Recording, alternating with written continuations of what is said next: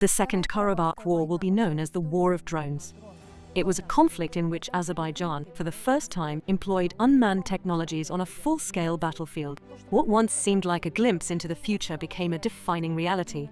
Azerbaijan's experience reshaped the art of warfare, introducing surgical precision to combat operations and minimizing civilian casualties. Flawless coordination, advanced reconnaissance systems, and real-time response turned the Azerbaijani armed forces into a symbol of a new military era. For 44 days, the world watched as technology, intellect, and determination brought the conflict that had poisoned the region for decades to an end. Reconnaissance and strike drones operating within a unified digital network working in tandem with artillery and electronic warfare systems. Through precision, speed, and strategy, the Azerbaijani army achieved what once seemed impossible: minimal losses with maximum effectiveness. The systematic and precise destruction of enemy positions, the effective use of electronic warfare systems, as well as tactical ingenuity on the battlefield allowed us to liberate the occupied territories in a short period of time and defeat the opposing forces. Of course, our defense industry also played an important role in this success. The Azerbaijani army employed innovative methods of warfare. To locate enemy air defense positions, modified AN-2 aircraft were used in unmanned mode.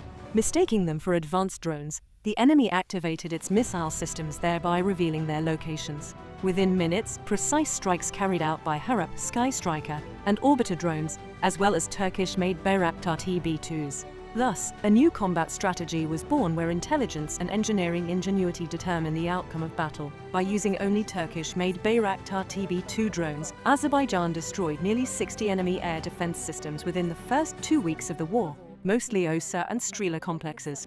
In an interview with France 24 on the 14th of October 2020, President Ilham Aliyev stated that only by the drones that we acquired from Turkey, we were able to destroy $1 billion worth of Armenian military equipment. Made the damage to Armenia worth $1 billion, and that's a serious damage for them. I wonder where did they get so much money to buy all this equipment? Probably they got them free of charge. Military experts note that Bayraktar TB2 drones played a key role in detecting and neutralizing enemy air defenses, as well as in reconnaissance and target acquisition. They operated alongside smaller UAVs, strike and cargo systems developed by Vestel, Kariel, and STM, along with precision-guided munitions like the Roketsan MAML and MAMC.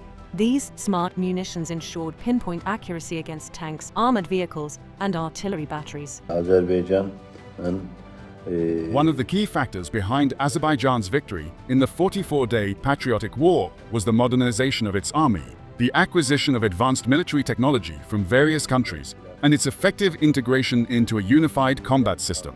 Combined with a strong army, national unity, and a stable state structure, this modernization enabled the successful implementation of a new military strategy.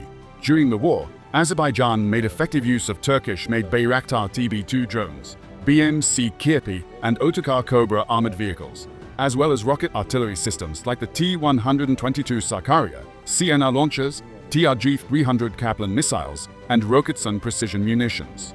These technologies ensured accuracy, speed, and coordination, allowing Azerbaijan to secure a decisive victory in record time. kabiliyetli mühimmatlarda etkin şekilde kullanıldı. To strike strategically important targets such as communication hubs, weapons depots, and S-300 air defense systems, Azerbaijan used Israeli-made Harp reconnaissance and strike loitering munitions. Israeli defense companies and aerospace industries like Elbit Systems and Rafael have been active suppliers of advanced military technologies to Azerbaijan. According to data from the Stockholm International Peace Research Institute, Azerbaijan ranks second only to India in the volume of Israeli arms imports.